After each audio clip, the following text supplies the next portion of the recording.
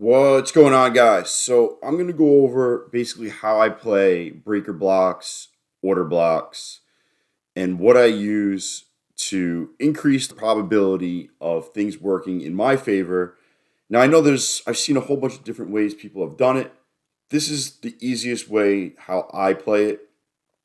It just works for my style of trading. I'm going to go over how I played it on Friday, which is yesterday.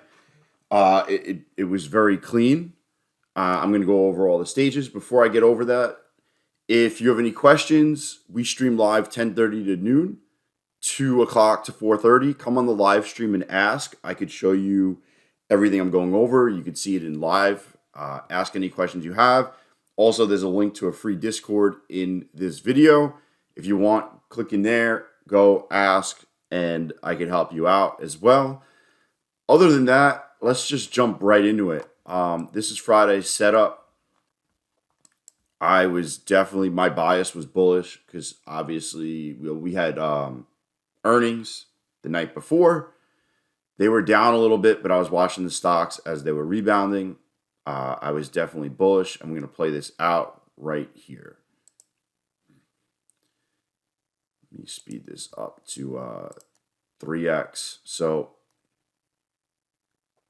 I am sitting here waiting for something special to happen.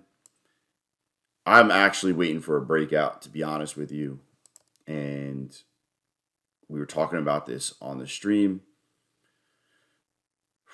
Sure enough,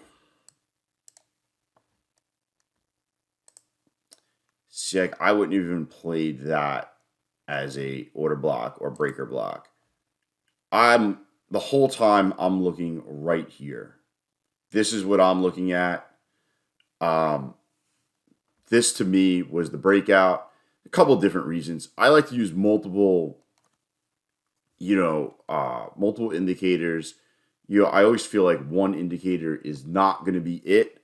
I like to have, more than one telling me it's going to go one way or another. Right now, this is the order block. I'm waiting for this to basically break, retest, and then go.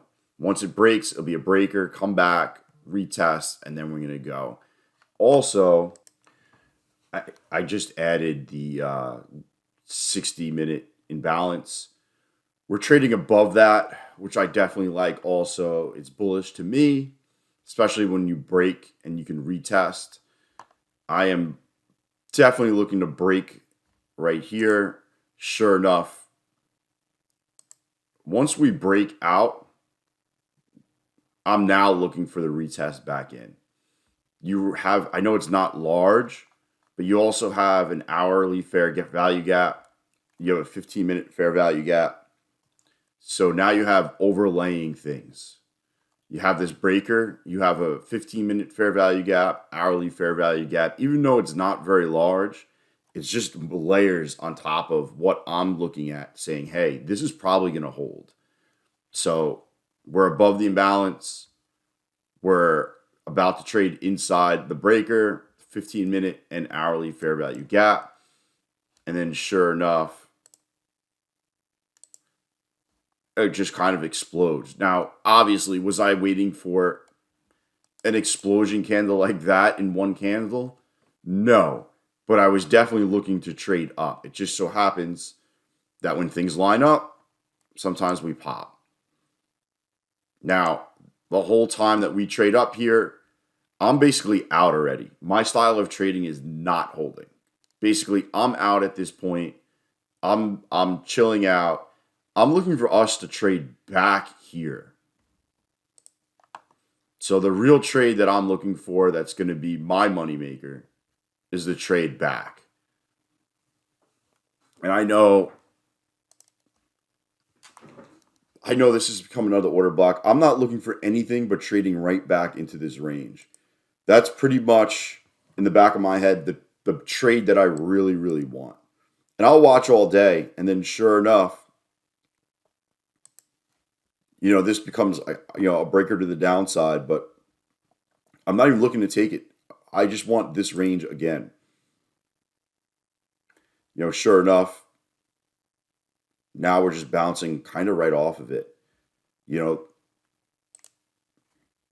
kind of right off of it. I mean, these are all. See, I scalp a lot. So to me, I got two things now. I would have definitely taken this, right? I think I've taken this. If I was on the stream, I took it. If not, I was probably scalping close. You got a couple things that are lining up down here.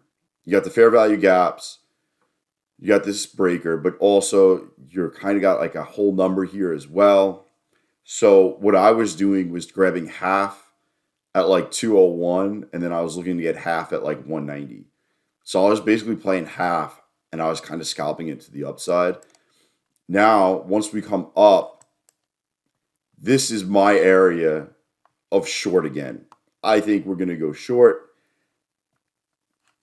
You got a big old order block. Kind of feels like the market is running out of steam also. I mean, we've just ran pretty much all day. It's becoming that 2 o'clock time. I know 2 o'clock, I know 10 and 2, a lot of changes happen. I'm looking for a rejection, and then we trade back lower.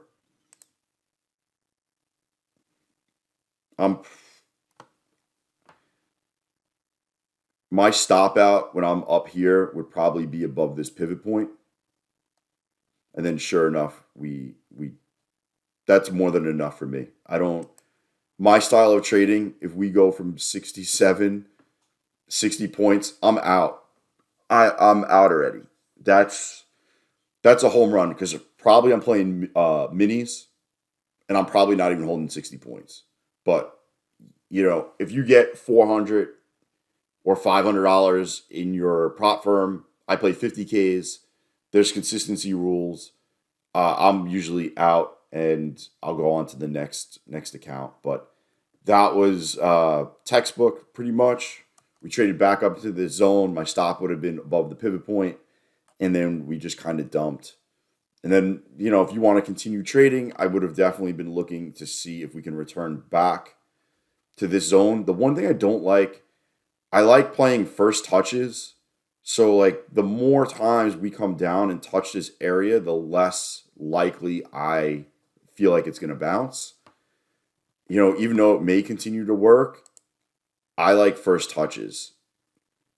Yeah, you can kind of scout this out of this zone. I wouldn't buy anything above this zone. I would keep going.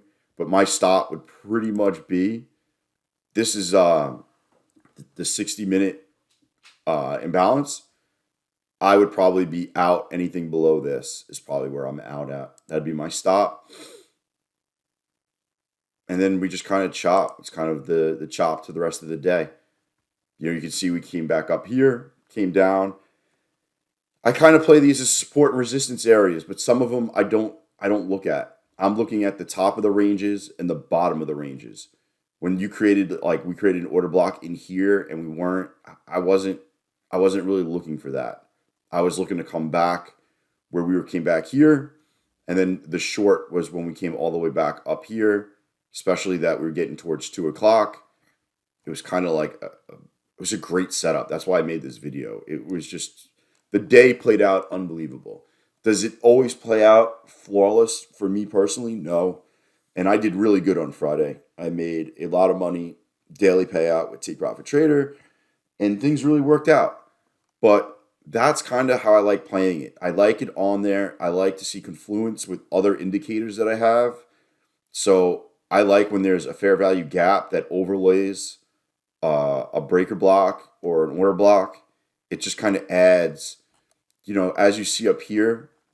I'll show you all. So I use this fair value FVG Nephew Sam, and you can see when we came back up here, you have a 5-minute fair value gap here and a 15-minute fair value gap, and then you got the order block. Like I'm probably taking that short. I'm probably going to test it out and take it short. The more things that are there, the better for me, and that's kind of what I'm looking for. I'm looking for areas like that. Obviously, if we would have taken this and probably have broken out past 51, I might have changed my bias. But as we sit here, this was a great short opportunity. Also, you kind of got a flag right here, little flag. If we break that, you kind of ride it to the downside. So that's pretty much how I play it. I mean, listen, I'm sure there's 1,000 other ways other people play it. I'm more on the scalper side, so I'm not looking to hold this for an hour or 3 hours. This is more hit it with large size and out.